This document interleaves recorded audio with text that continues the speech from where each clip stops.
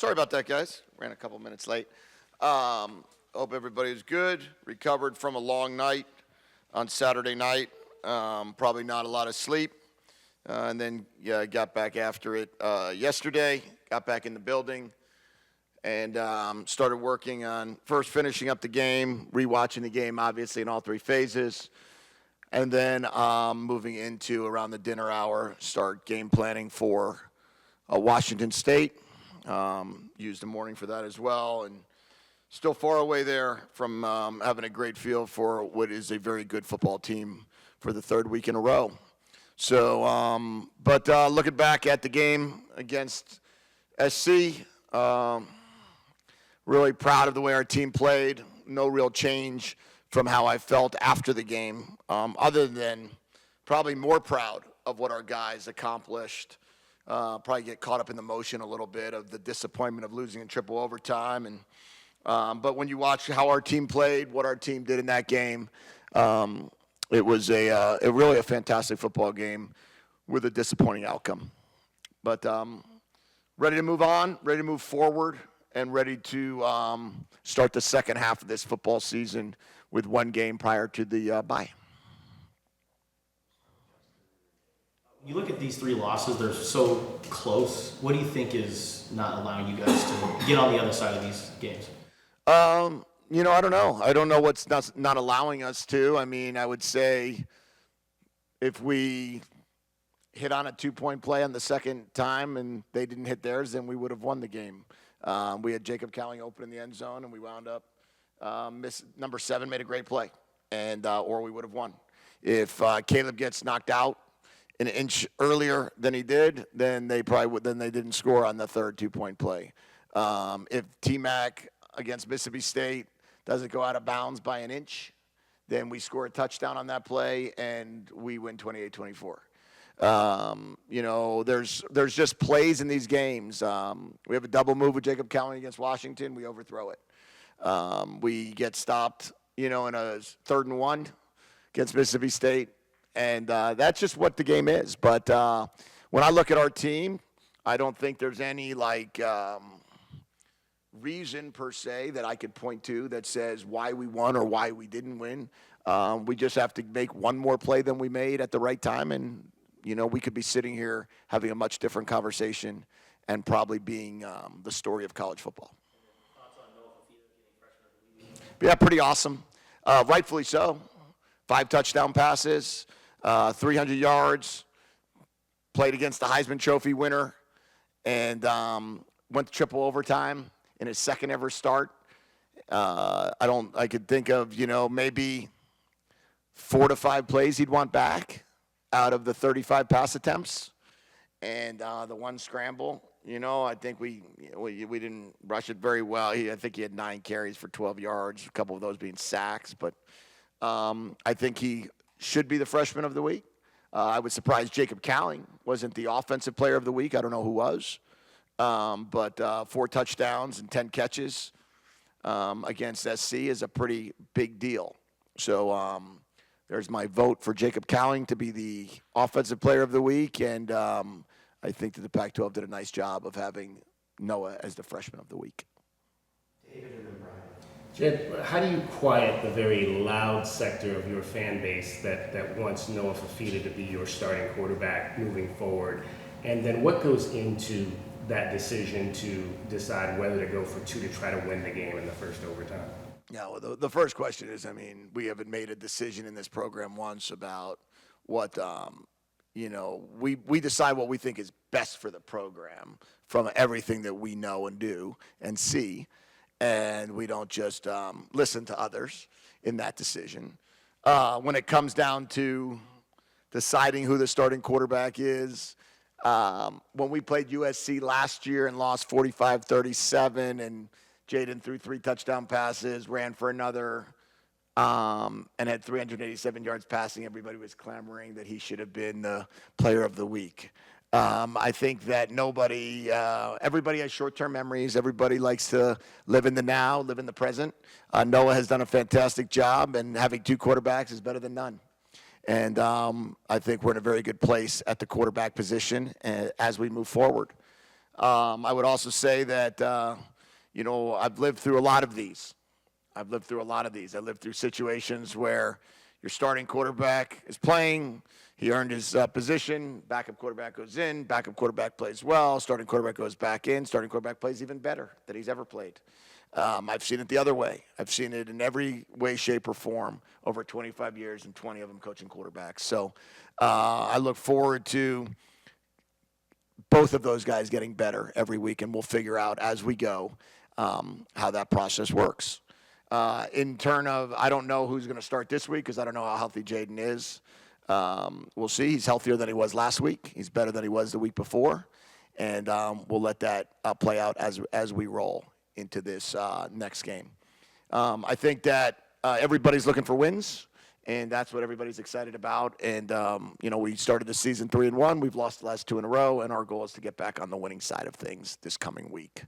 As for the second part of the question about going for 2, I would say that what goes into it is, do you love your 2-point play right off the bat? We called a 2-point play earlier in the game because it was 28-26. So let's say we called our number 1 2-point play in the game. So now it's 28-all. Now we're going to our second best 2-point play. We held Caleb to 1 yard rushing in the fourth quarter, 43 yards passing. Our defense had no problem stopping their offense. To decide to put it in my hands as the play caller and the quarterback's hands with our, let's call it, with a 2-point play that I knew we were going to have to go to next, that it was didn't seem that we didn't need to do that at that moment in time. As the offensive coordinator, I would have done it. I would have pushed for it.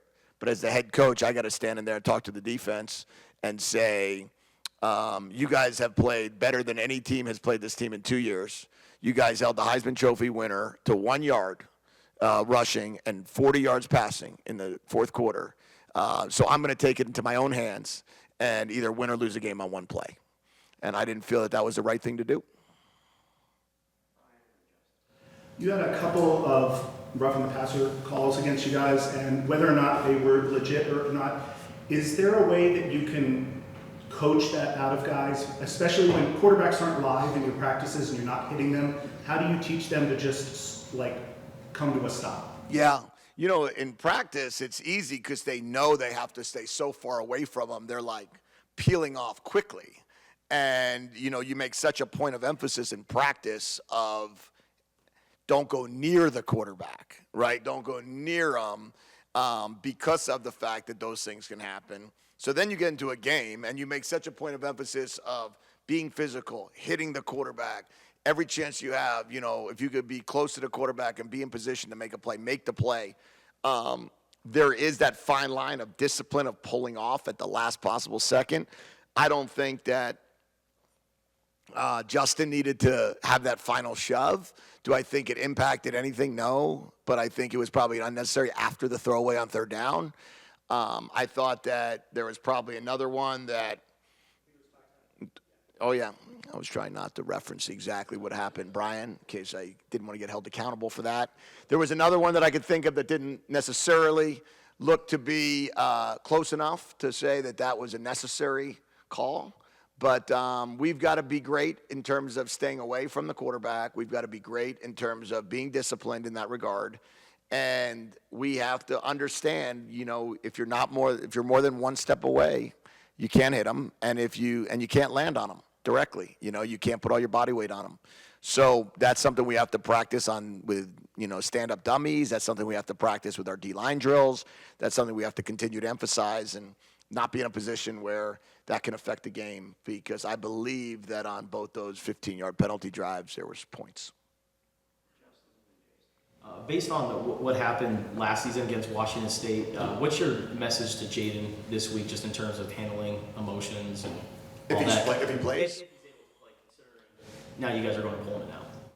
Yeah, I mean, my message to Jaden is always the same, that when you play with poise and when you play with confidence, you're one of the best quarterbacks in the country, and you've proven that. I think he's third or fourth in the country in passing yards over his career. He started 32 games. He's come here, has won, 8 games, 8-8 as a starter here. And when he plays like he does in the 8 that he started and we won, he was very poised and he didn't let the emotions get in the way of the game. When he played against Washington, when he played against USC, never let the emotions get in the way of the game, and played great football. We didn't come out on top, but both games were fantastic games for him. If he plays like that, I have no doubt that we can compete with anybody in the country. If the emotions get the best of them, or of any player, they're never going to be at their best. So we have to ignore the noise. We have to be able to play smart, good football, not turn the ball over, protect the team, and make great decisions. And that's the message that I will give him. And the fact that he's going back to Pullman, I guess is a big deal. I don't think it's a really big deal, though. I mean, we played him already. We didn't play very well. We lost 31-20. And our job is to play better than that with a much better team than we had a year ago. The play call in the end in triple overtime with the handoff to DJ, the pitch to DJ, what did you like about that play that made you go with that? Well, he ran it 6 times for 111 yards prior to that play in the game, or 5 times for 111 yards. I think we were averaging 19 yards per carry on the toss crack play. And we didn't block it right the 6th time. We had the Mike linebacker there, and we need to block the Mike linebacker, and we busted on that one rep. And if we did block it right, then we'd all be sitting here and it'd be 43-all, and it would have been a 4th time. We would have been our 4th overtime. But I love the idea that we were in a situation where we threw it once to T, then we threw it once to Jacob, and then we were on what ended up being the 3rd 2-point play, and we felt really good about that run. And looking back on it, I still feel really good about that run, and I would just say that we need to execute that better. Two quick questions. The play under 4 minutes, the bomb to T-Mac, that was incomplete. The go route? Yeah. Yeah. What was your thinking behind that call at that point of the game? Well, it was 1st and 10, I believe. It was 28-all. We just got to the 35-yard line or so. I think we're somewhere around that. I expected them to play field cover 2, field 6, and which they played. And we felt as if we were going to be able to have an opportunity to get T-Mac down the sideline. And we left it too far inside, and which caused T-Mac to have to then leak inside and try to make a acrobatic catch. But you have four guys going vertical. You have the back one-on-one on the Mike linebacker, and it's probably a play that we've called 50 times in the last 3 years. And we just wound up throwing an incompletion. I asked you the same question last week. If Jaden is healthy, is he the starting quarterback? Same answer, Jason. Yep. We'll play with Jaden if he is 100% healthy. He will start on Saturday. And if he is not, then Noah will start on Saturday. And that's the way it'll work. Thank you.